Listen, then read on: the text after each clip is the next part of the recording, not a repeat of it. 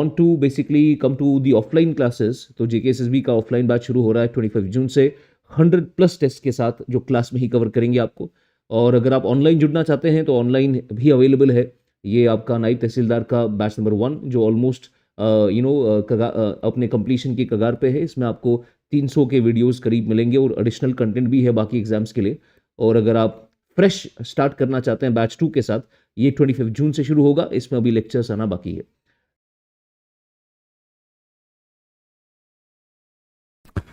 चलो जी, so we were talking about the revolt of 1857। काफ़ी सारी डिटेल हमने इसकी पढ़ ली थी। ठीक है, कल कौन कौन नहीं आया था? कहाँ थे आप दो? रास्ता खुला है? ठीक है। आप कहाँ थे? बीमार थी घर में? आप डॉक्टर हो? आप इलाज कर रहे थे? अच्छा, चलो जल्दी से सेटल हो जाओ। Quickly quickly quickly.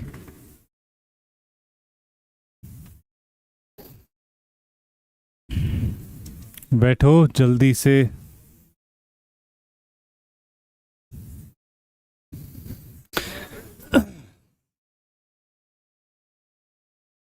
चलो, so we were talking about the revolt of 1857। हमने मोस्ट ऑफ द पोर्शन जो है इसका वो पढ़ लिया, वो कवर कर लिया। Now we are left with one thing, that is the important leaders.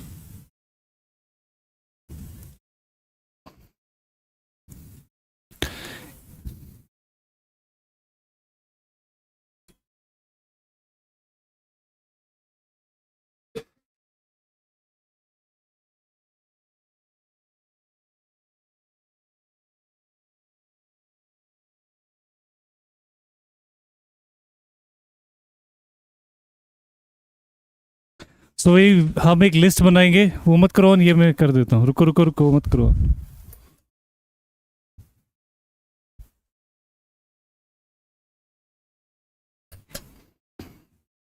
चलो, so we will make a list. सबसे पहले जनरल बख्त खान, ये कहाँ पे लीड कर रहा है? He is leading in Delhi.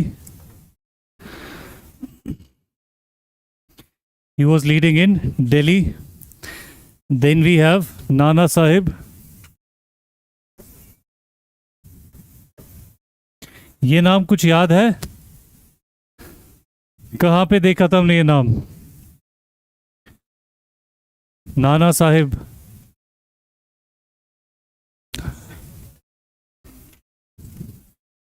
जल्दी जल्दी क्विकली। द लास्ट पेशवा, क्या नाम था उसका? बाजीराव कौन सा? बाजीराव सेकंड, वही है ये वही है। इज दिस नाना साहब, दिस बाजीराव सेकंड? फिर कौन है ये? बाजीराव सेकंड का एडॉप्टेड सन। और बाजीराव सेकंड को कहाँ भेज दिया था ब्रिटिश गवर्नमेंट ने? कहाँ पे? तो नाना साहब इज लीडिंग एट कानपुर। ये लिखा भी मैंने यहाँ पे, इसीलिए कहते हैं नकल के लिए भी अक्ल की जरूरत है ना। वहाँ लिखा भी मैंने कानपुर। सो नाना साहिब इज इन कानपुर। इसके साथ लिखोगी he was assisted by, he was assisted by Tantia Tope. He was assisted, इस पे क्वेश्चंस बनते हैं लोकेशन और लीडर्स का। He was assisted by Tantia Tope.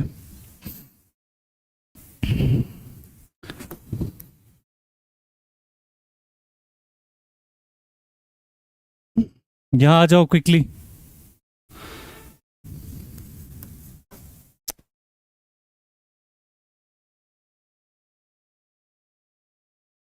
Number 3 is Khan Bahadur.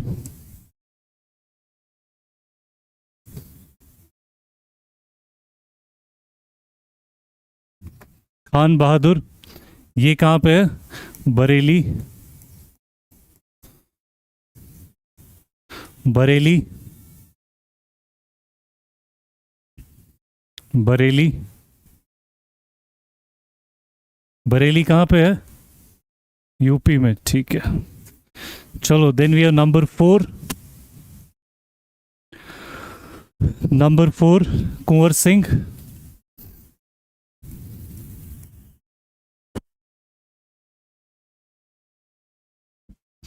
Kunwar Singh is in Bihar.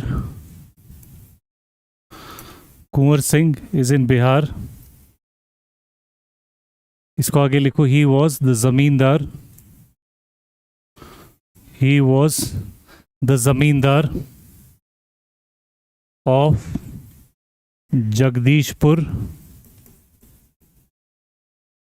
He was the zamindar of Jagdishpur.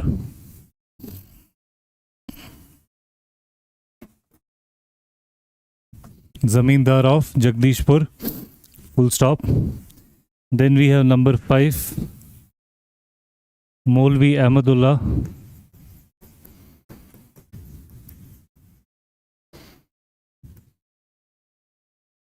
मौलवी अहमदुल्ला, ये कहाँ पे हैं जी भाई साहब? ये हैं जी फैज़ाबाद। तो आपको ये लोकेशन से ही समझ आ जाएगा, ये दिल्ली से लेके बिहार तक की है ये आपका रिवोल्ट ऑफ 1857 जो फैला हुआ है। Then we have Maulvi Ahmadullah, Faizabad. Then we have very famous Rani Lakshmibai. Rani Lakshmibai, ये कहाँ पे है? She is in Jhansi. She is in Jhansi. इसी के आगे लिखोगे एक और point, she was joined by. She was joined by Tantia Tope. ये जो यहाँ थे भाई साहब कानपुर में, she was joined by Tantia Tope. Joined by Tantia Tope after the British captured Kanpur. After the British captured Kanpur. Next इसी के नीचे दूसरा पॉइंट लिखोगे,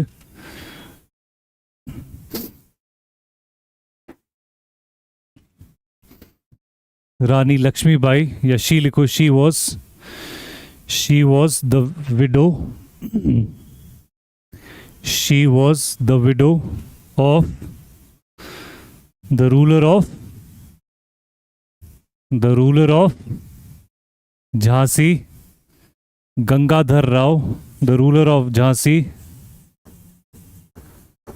Gangadhar Rao. Ruler of Jhansi, Gangadhar Rao, who died without a legal heir. Who died without a legal heir. Heir की spelling HEIR, legal heir. इसके नीचे एक और पॉइंट लिखोगे इसी का, she was defeated by British military general. She was defeated by British military general Hugh Rose. ये है स्पेलिंग, Hugh Rose, HUGHROSE। और इस बंदे ने बड़ी तारीफें की है रानी लक्ष्मी की कि भाई ये बहुत ब्रेव सोल्जर थी। एक और पॉइंट इसी के नीचे, she died fighting the British. She died fighting the British in the Gwalior Fort. तो झांसी में नहीं, कहाँ पे? Gwalior. in the Gwalior Fort. in the Gwalior Fort. full stop। आगे चले, let's go to number 7।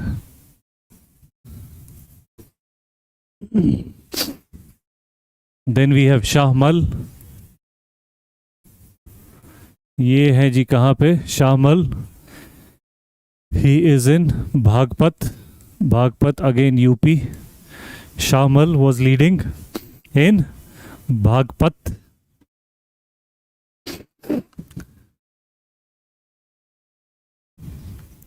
Then we have Lucknow.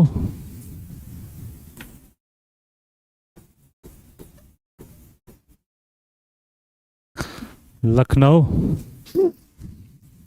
हाँ जी, अच्छा, Lucknow, let's write down Begum Hazrat Mahal, बेगम, क्या हुआ? अच्छा, देन वी हैव बेगम हजरत महल,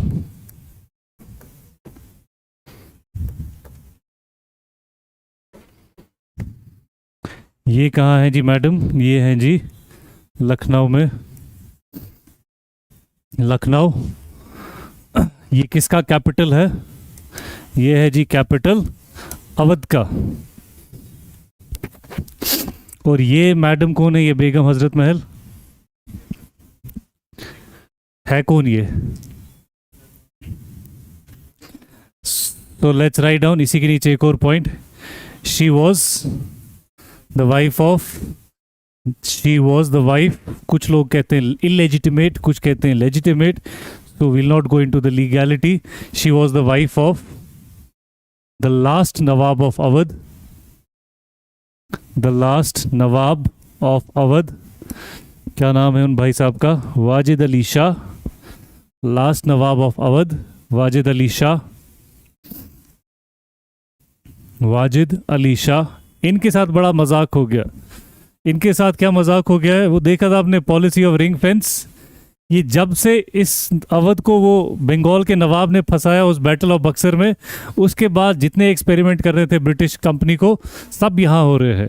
वो रिंग फेंस अवध पे, सब्सिडरी अलायंस अवध पे। अब एक और एक्सपेरिमेंट होगा, लेट्स राइट इट डाउन।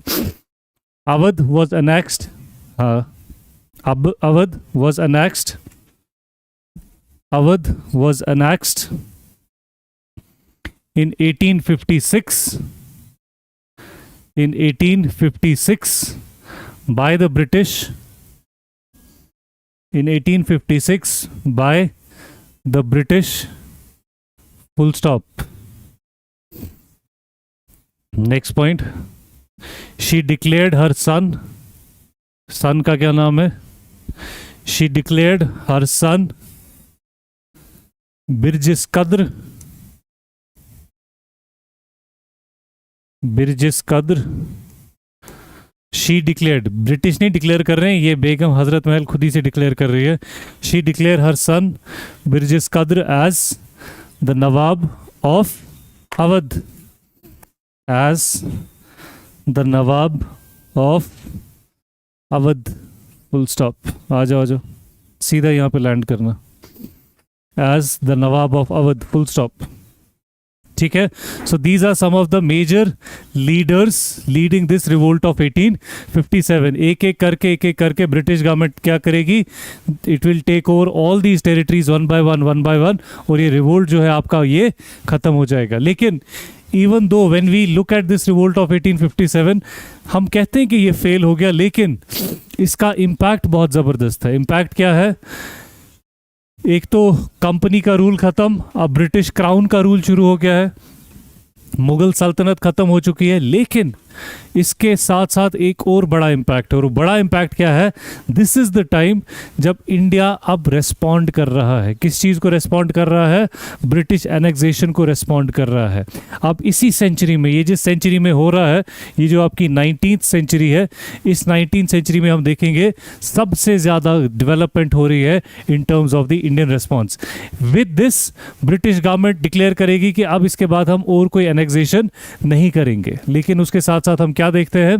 अब इंडिया का रिस्पॉन्स होगा। वो रिस्पॉन्स खाली ये रिवोल्ट ऑफ 1857 नहीं है, इस पूरी सेंचुरी में हम देखेंगे ट्राइबल पेजेंट रिवोल्ट्स होते हुए, जिनको हम बुलाते हैं सिविल अपराइजिंग्स। ठीक है, वो हो रही हैं, वो इससे पहले भी हो रही हैं, वो इसके बाद भी होंगी। यहाँ से हिंदुस्तानियों को थोड़ा बहुत रियलाइज होने लगा कि ऐसा नहीं है कि ब्रिटिश रूल को यहाँ से हटाया नहीं जा सकता, this is something which can be defeated, लेकिन कुछ नया तरीका निकालना पड़ेगा, खाली वॉर लड़ने से ये नहीं होने वाला है। इसी सेंचुरी में, ये जो 19th सेंचुरी है, हम देखेंगे इंडिया में पॉलिटिकल डेवलपमेंट, हम देखेंगे इंडिया में मल्टीपल सिविल अपराइजिंग्स, हम देखेंगे इंडिया में सोशो रिलीजियस रिफॉर्म मूवमेंट्स, जो हमें चाहिए किसके लिए, अपने एग्जाम के लिए। From here will go to a few civil uprisings.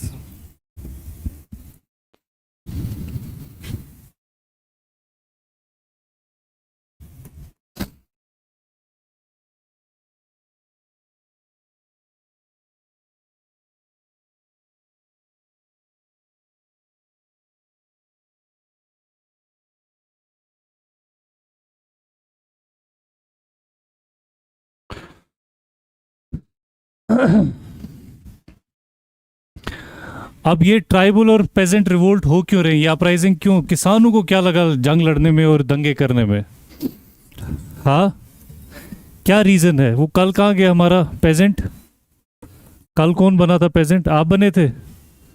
So now what is happening, दो एंटिटीज है हमारे पास, एक है ट्राइबल्स और दूसरे हैं हमारे पेजेंट्स, ठीक है। अब दोनों पे बहुत ज़्यादा इम्पोज किया जा रहा है क्या, टैक्सेस को।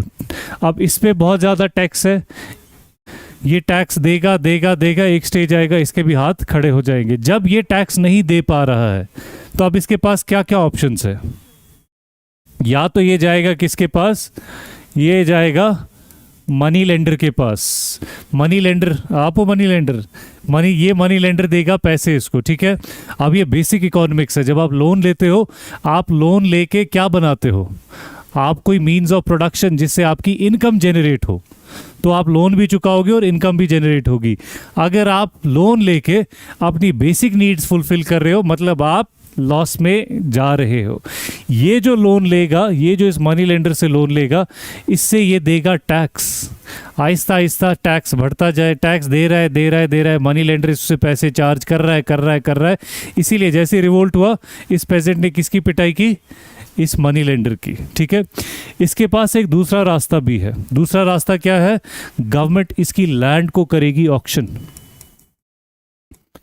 ठीक है। इसकी लैंड गवर्नमेंट ले लेगी कि भाई तुम टैक्स नहीं दे पा रहे हो, तुम मालिक नहीं हो जमीन के, मालिक सरकार है, सरकार इसकी लैंड ले लेगी, लैंड लेके करेगी ऑक्शन, और उसके बाद यही पेजेंट जो है ये क्या बन जाएगा, ये बनेगा लैंडलेस फार्मर, लैंडलेस पेजेंट बनेगा, ये अपनी जमीन पे फिर ये मजदूर का काम करेगा। यही चीज होगी किनके साथ, ट्राइबल्स के साथ, और ट्राइबल्स की आइडेंटिटी बहुत जुड़ी होती है जमीन के साथ। और जब ऑक्शन होगा ये वाला, पेजेंट को प्रॉब्लम नहीं है कौन ऑक्शन में खरीद रहा है, उसके लिए ये पूरा सिस्टम ही बिगड़ा हुआ है। ट्राइबल्स के लिए ये तो सिस्टम बिगड़ा हुआ है, उनके लिए साथ में ये भी प्रॉब्लमैटिक है कि नॉन ट्राइबल्स आके उनकी ज़मीन को खरीदेंगे, फिर उनकी टेरिटरी में नॉन ट्राइबल्स आके बसना शुरू हो जाएंगे, and these would become the main reason for tribal revolts and peasant revolts. ये कहानी याद रखना बस। अब एग्जाम के लिए क्या चाहिए हमें, will write down the names of a few uprisings और उनकी लोकेशन लिखेंगे हम, ठीक है। So let's write down the first point. Eastern India, eastern India में देखते हैं हम,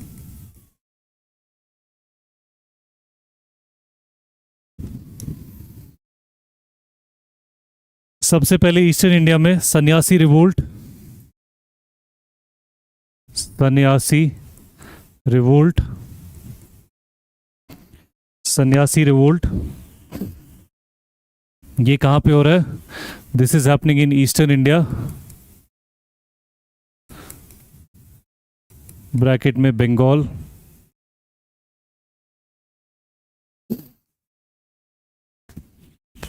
इसके नीचे एक और पॉइंट लिखेंगे आप सन्यासी रिवोल्ट के साथ, a famous Bengali scholar, a famous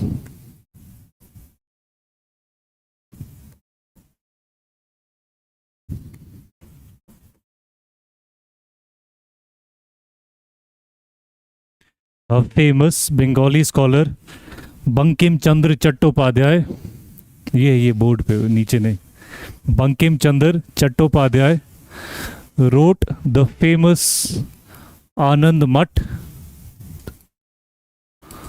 wrote the famous, exam का पॉइंट है ये, wrote the famous Anand Math inspired from this revolt, Anand Math inspired from this revolt, wrote the famous, किताब का नाम है आनंद मठ,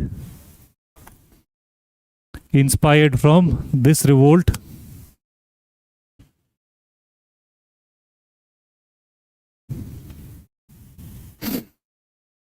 ठीक है. नंबर 2,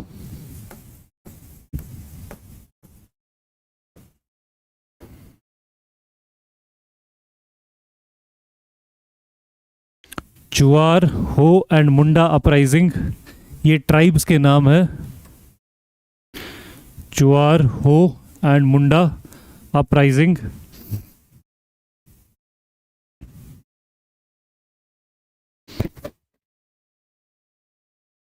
ये कहाँ पे हो रहा है? सो इसके नीचे पहला पॉइंट लिखते हैं. The Chuar uprising took place,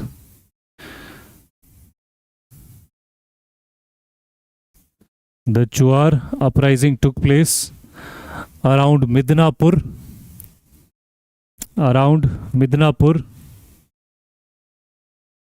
full stop. Next point, around Midnapur, Midnapur, Midnapur, full stop. Next point, the Ho and Munda uprising, the Ho and Munda uprising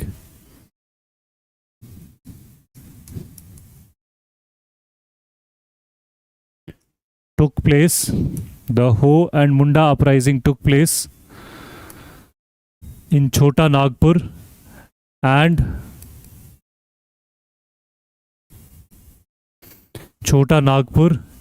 Singhbum area. और ये कहाँ की बात हम करें? We are talking about which state? Any ideas? Jharkhand. Singhbhum area, bracket में लिखो Jharkhand. The Munda tribe was led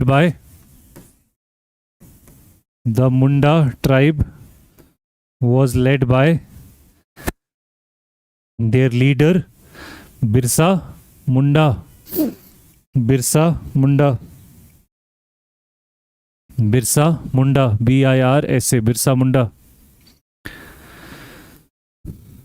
Full stop. Next point.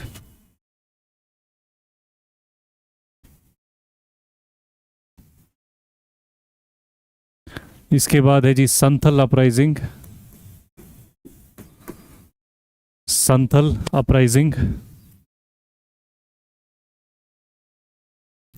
This took place around,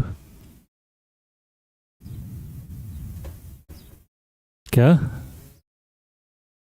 आहिस्ता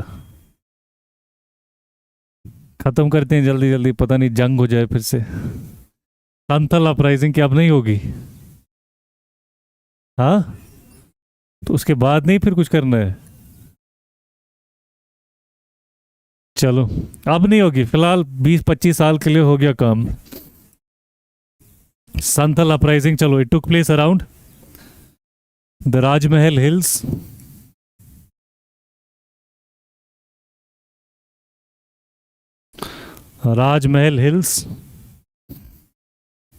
It took place around Rajmahal Hills and was led by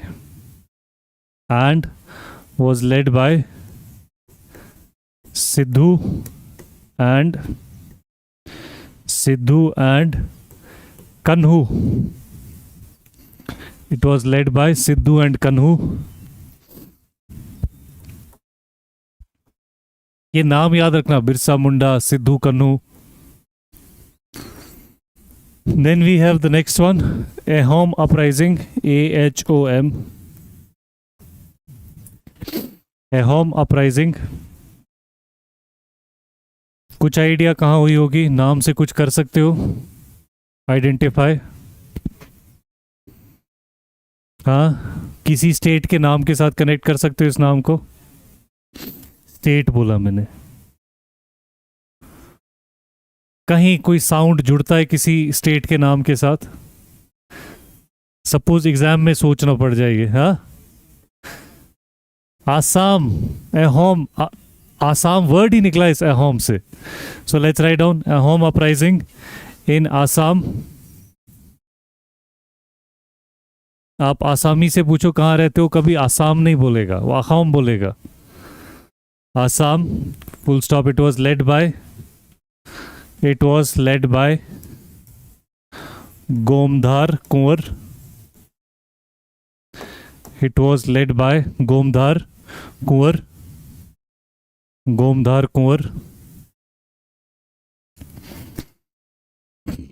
Then we have Parezi uprising.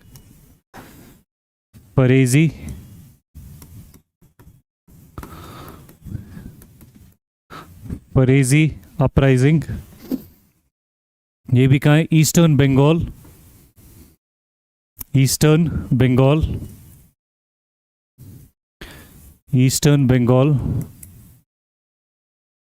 It was led by Haji Sharaitullah.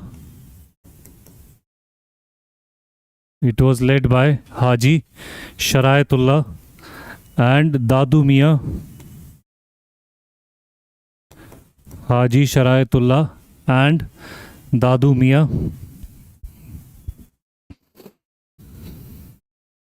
Then let's write down the next one. Pagalpanthi movement.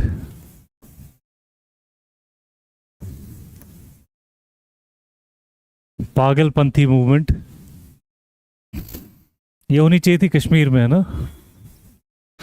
पागलपंथी movement. Again Bengal.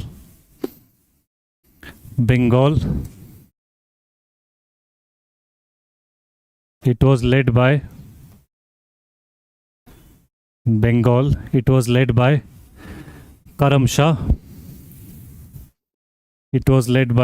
Karam Shah. Full stop. इसके नीचे concluding point लिखो। A detailed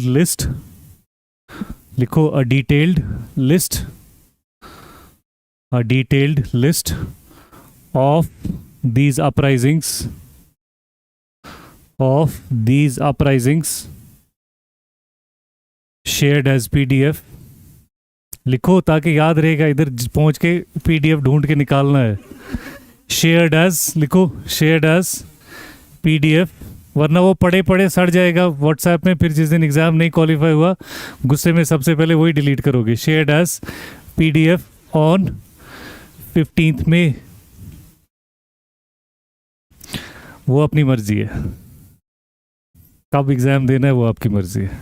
on 15 May. So you will get a PDF ये list के साथ। उसमें पूरी list दी हुई है सारे अपराइजिंग्स की, but these are the significant ones. ठीक है, इन पे ज़्यादा आप ध्यान देंगे और वो लिस्ट भी साथ साथ पढ़ेंगे। वो सिर्फ देखने के लिए नहीं है, ताकशे पे रखने के लिए नहीं है, पढ़नी भी है।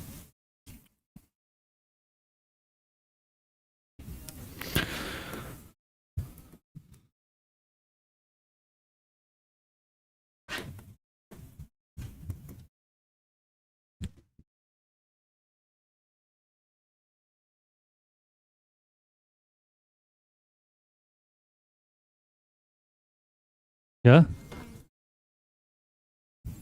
वो PDF मिलेगा तो प्रिंट करवा के रख सकते हो, ज़रूरी नहीं लिखना आपको। हाँ 3-4 पेज हैं बस।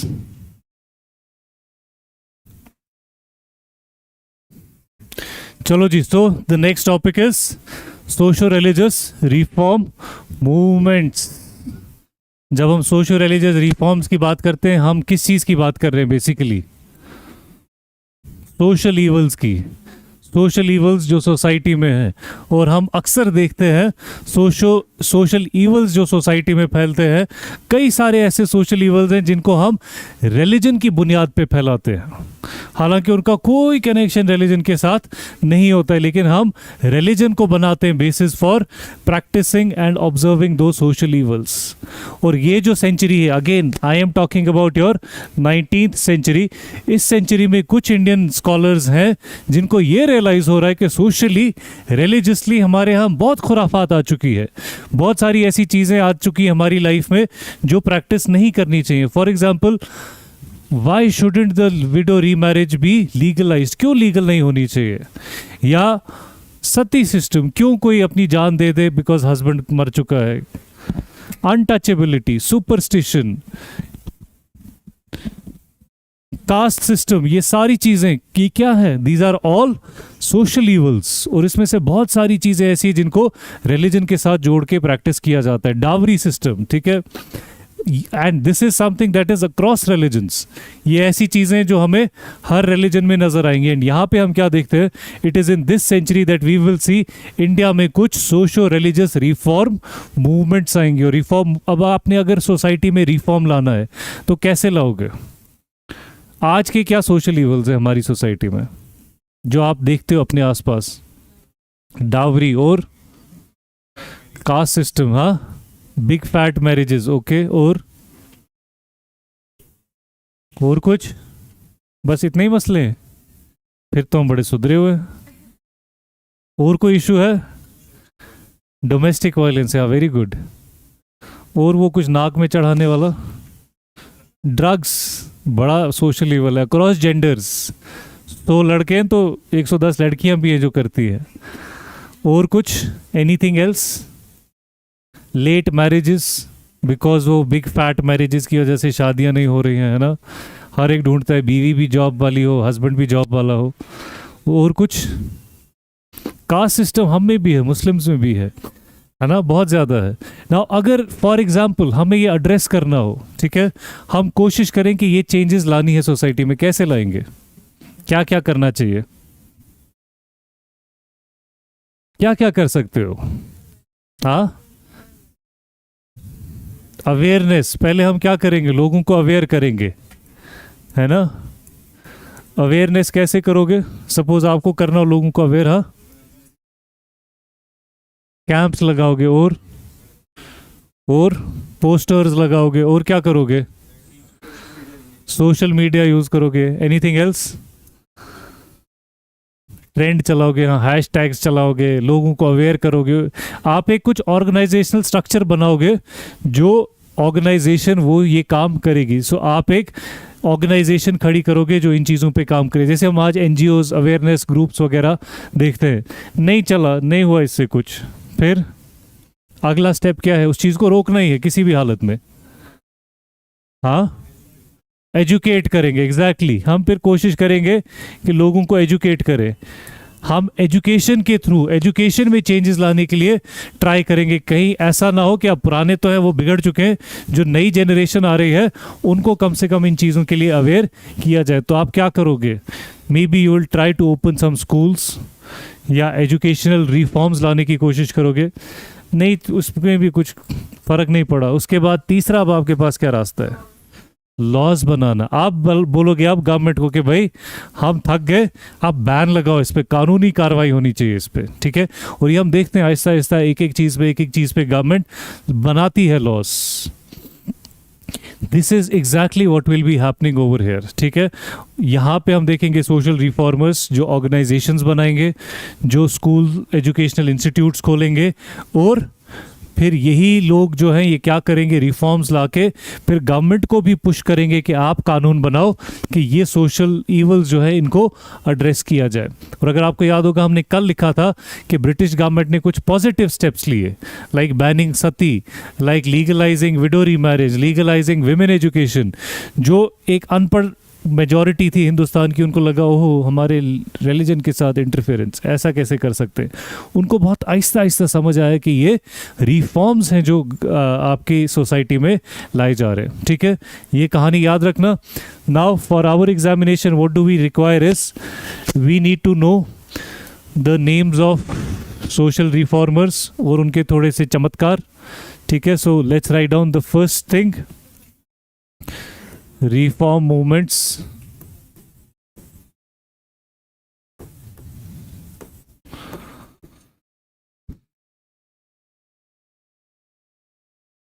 Reform movements among Hindus. Reform movements among Hindus.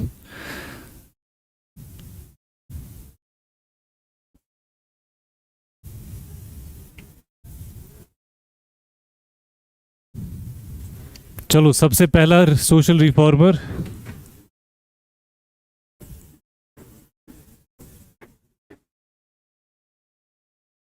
राजा राम मोहन रॉय. ये इनसे हमारी मुलाकात हो चुकी है. कहा? अकबर सेकंड, वो नालायक रूलर, पेंशन के लिए भेजा था इनको अर्जी लेके. ठीक है. So first reformer that we have is Raja Ram Mohan Roy. अब हम हर रिफॉर्मर के साथ जुड़ी हुई ऑर्गेनाइजेशन का नाम लिखेंगे या कोई और डेवलपमेंट है, कुछ और इस्टेब्लिश किया है वो लिखेंगे. सो let's write down the first point. He established आत्मीय सभा. He established Atmiya Sabha in 1814. In 1814. Again date सिर्फ रेफरेंस के लिए, आपका फोकस इस पे और ऑर्गेनाइजेशन के नाम पे होना चाहिए. 1814.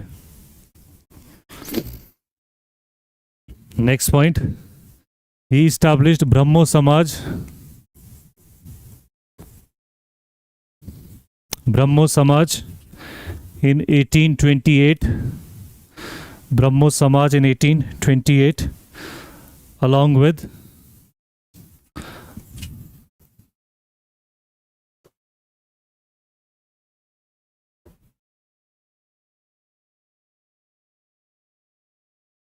along with Debendranath Tagore. Along with Debendranath Tagore.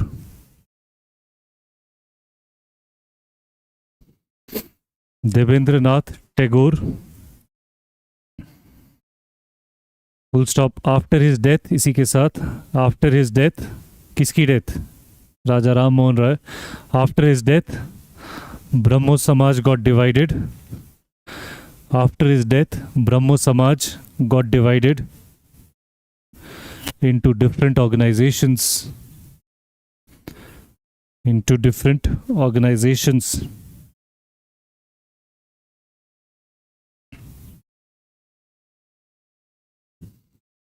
नहीं आया मजा वहां पे? इधर आ जाओ अगर नहीं नजर आ रहा. Next point. इन 1809 और है किसी को जो नजर नहीं आ रहा है? नजर आ रहा है वहां से सबको? 1809 he wrote a book. He wrote a book, Gift to Monotheists.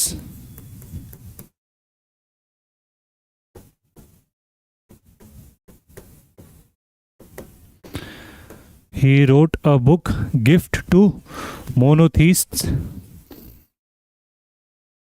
And in 1820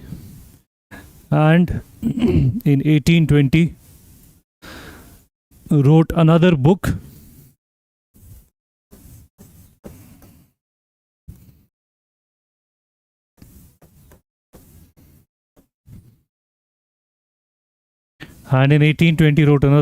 Percepts of Jesus. अंग्रेजों के लिए कितने हैरानी की बात है, हिंदुस्तानी आदमी लिख रहा है जीसस पे किताब.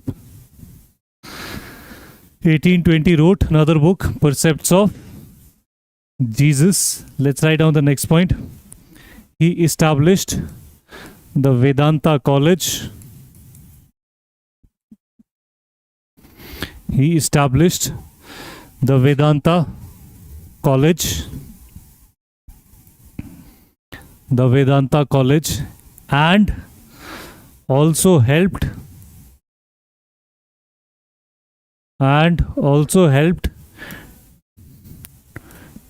David Hare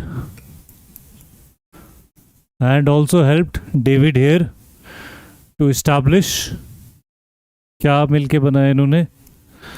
Establish the Hindu College. Establish the Hindu College. Full stop. ठीक है. सो ये 3-4 points with reference to Raja Ram Mohan Roy.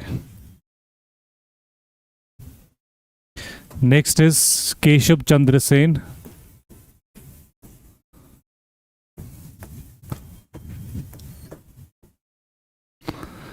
Keshav Chandra Sen. अब केशव चंद्र सेन बड़े इंटरेस्टिंग कैरेक्टर है. With all due respect he is a very interesting character. Because interesting character क्यों है? Now along with Devendranath Tagore, Keshav Chandra Sen was also a member of the Brahmo Samaj. ये भी हैं जी एक member ब्रह्मो समाज के. एंड ब्रह्मो समाज जिन सोशल इवल्स के खिलाफ लड़ रहा है वो क्या है? Caste system, superstition, untouchability, child marriage. ये एक बहुत इंपॉर्टेंट एस्पेक्ट था, चाइल्ड मैरिज, जिसपे ये ब्रह्मो समाज इसके लिए स्ट्रगल कर रहा है दैट दिस शुड स्टॉप, बंद हो जाना चाहिए. और फिर क्या होता है?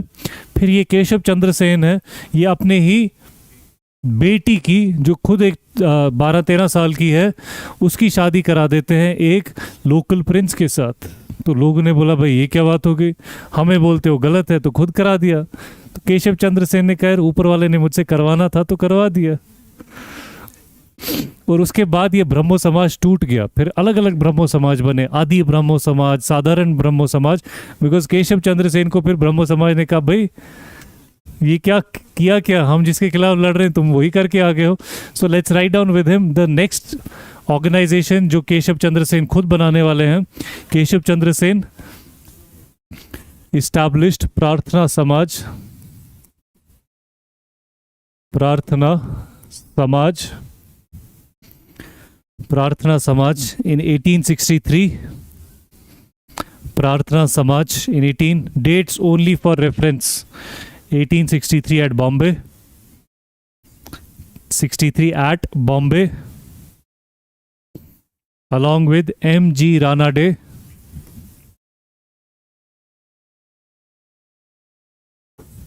M.G. Ranade.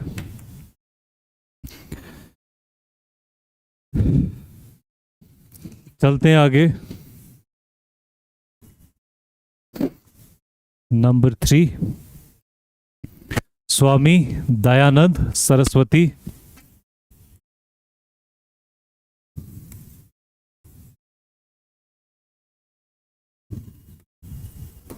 Swami Dayanand Saraswati. His real name was Mool Shankar. Real name was Mool Shankar. अब हमें दो तरह के स्कॉलर्स दिखते हैं यहाँ पे, दो तरह के रिफॉर्मर्स दिखते हैं. एक ग्रुप है रिफॉर्मर्स का जो कहता है कि भाई ये जितने भी सोशल इवल्स हैं हिंदुस्तान में, इनका सोल्यूशन क्या है. सोल्यूशन में वो कह रहे हैं कि भाई हमें मॉडर्न एजुकेशन अडॉप्ट करनी चाहिए तो हम इन चीज़ों को एड्रेस कर सकेंगे. वक्त आगे निकल चुका है, मॉडर्निटी की तरफ दुनिया बढ़ रही है, हमें भी वही मॉडर्निटी अडॉप्ट करनी चाहिए. ठीक है, these are one section of reformers. फिर एक दूसरा ग्रुप है रिफॉर्मर्स का, वो कहता है नहीं, सोशल इवल्स हैं लेकिन इसको एड्रेस करने का जो तरीका है वो क्या है, हमें वापस अपनी पुरानी टीचिंग्स पे जाना चाहिए. पुराने टाइम पे नहीं, लेकिन पुरानी नॉलेज को वापस से अडॉप्ट करना चाहिए. ये जो ग्रुप है जो कह रहा है कि हमें एंशिएंट नॉलेज पे जाना चाहिए, इस ग्रुप को क्या कहने लगे हम? इसको बुलाते हैं रिवाइवलिस्ट. क्योंकि ये क्या बात कर रहे हैं? वापस पुरानी एजुकेशन, पुरानी नॉलेज को रिवाइव करने का ये रास्ता. इश्यूज दोनों आइडेंटिफाई कर रहे हैं कि भाई सोशल इवल्स हैं, उसको एड्रेस करने का रास्ता जो है वो दोनों अलग अलग बता रहे हैं. एंड वी विल सी इस लिस्ट में कुछ ऐसे भी स्कॉलर्स हैं जो क्या है, रिवाइवलिस्ट हैं. For example Swami Dayanand Saraswati. So let's write down the first point. He gave the famous slogan. He gave the famous slogan. He gave the famous slogan, back to the Vedas. He gave the famous slogan, back to the Vedas. Full stop. He led, next point, he led the foundation of Arya Samaj. Foundation of Arya Samaj. He led the foundation of Arya Samaj इन 1875। ये AC किसने बंद किया? इसको on करो। उधर ठंड है, इधर तो सफोकेशन होने लगी। चलो 1875। अब इस पे सवाल बनता है, ठीक है। ये बहुत इंपॉर्टेंट पॉइंट है जो हम लिखने वाले हैं with respect to Arya Samaj. Point number 1। इसी के बाद अगला पॉइंट आर्य समाज का। The Arya Samaj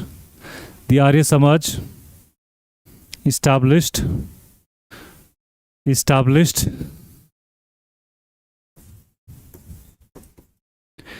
the DAV schools.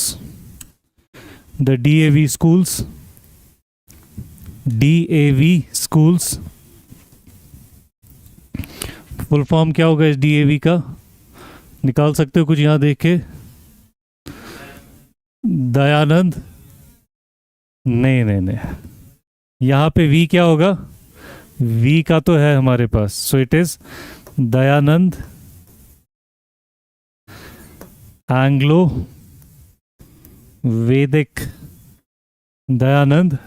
वैदिक स्कूल्स, ठीक है। Dayanand Anglo Vedic schools. अब एक और इम्पॉर्टेंट पॉइंट जो बहुत इंपॉर्टेंट है with respect to Arya Samaj, let's write down.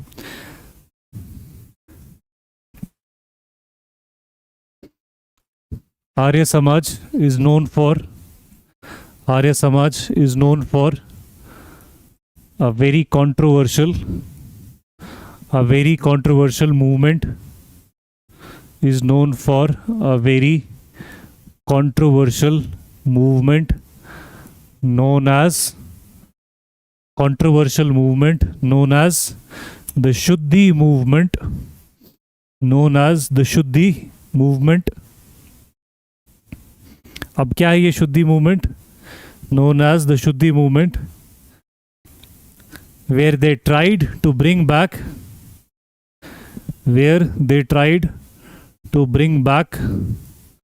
The Indians to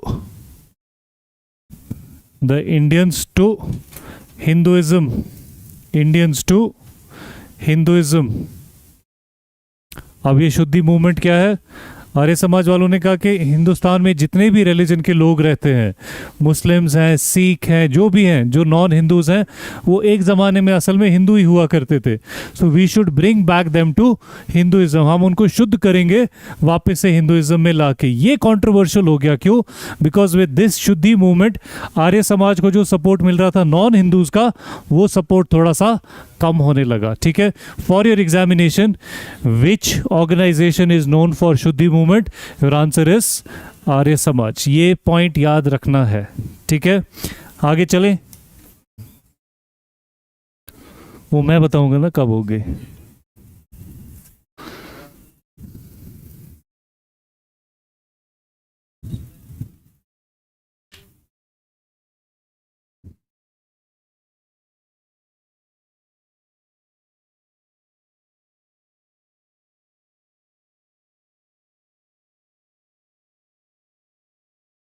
मत छेड़ो इसके साथ, जो चल रहा था वही चलाओ। ये कर रहा है, मुझे नहीं लगता। किसने, एक कौन है जिसने छेड़ा इसके साथ? चलो लिखो। He was also a revivalist.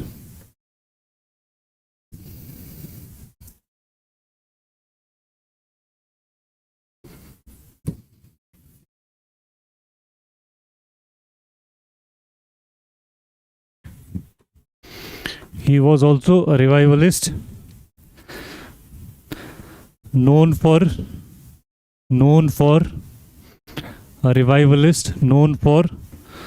the famous slogan, service of man is service of God. Service of man is service of God.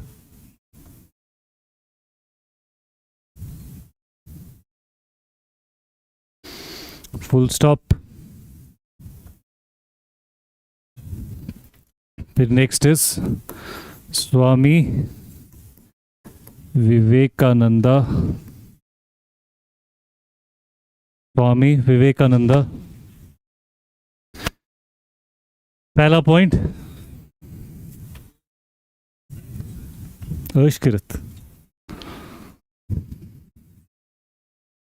ये आगे वाला रो तेज है ना, ये इनकी कॉपी में देखता हूँ तो स्पीड से चलता हूँ मैं, या तो इनको बोलो स्लो डाउन होने के लिए। अच्छा, ये खा के हो लंच? हाँ चलो लिखो, अब तो लिख लिया होगा। Swami Vivekanand, first point, he was the most famous, he was the most famous disciple, disciple, disciple of Ramakrishna Paramhans, of Ramakrishna Paramhans,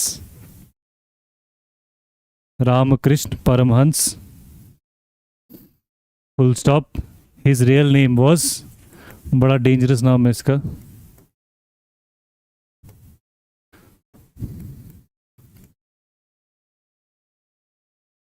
his real name was Narendranath Datta,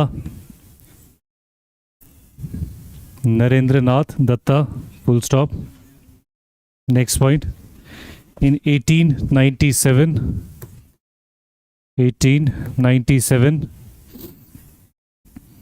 he established the Ramakrishna Mission,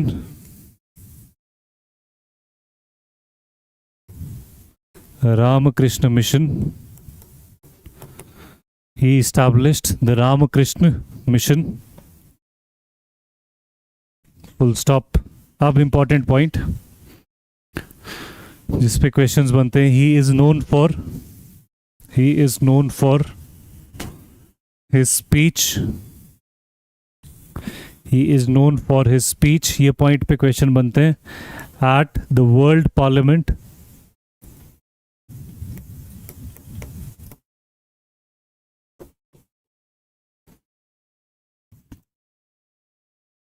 he is known for his speech at the World Parliament of Religion,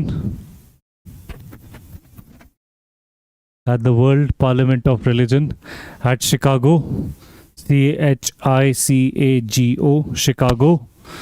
कौन से मुल्क में है ये? Chicago, USA, in 1893. Chicago, 1893. इस point पे सवाल बनते हैं, सो ये पॉइंट आप याद रखेंगे, फुल स्टॉप.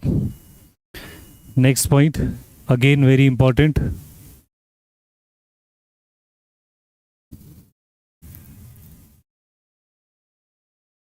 क्या कंफ्यूजन हो गया?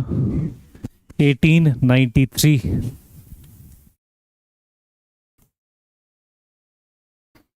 Next point, he introduced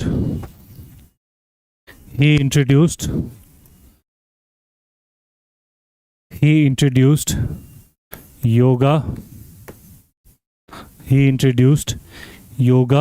and Vedanta knowledge. He introduced yoga and Vedanta knowledge to the Western world.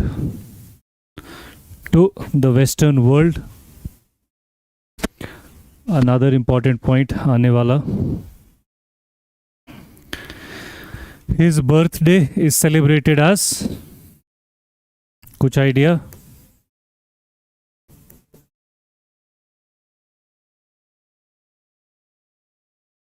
His birthday is celebrated as, ये भी एग्जाम का पॉइंट है, National Youth Day, celebrated as National Youth Day on 12th January.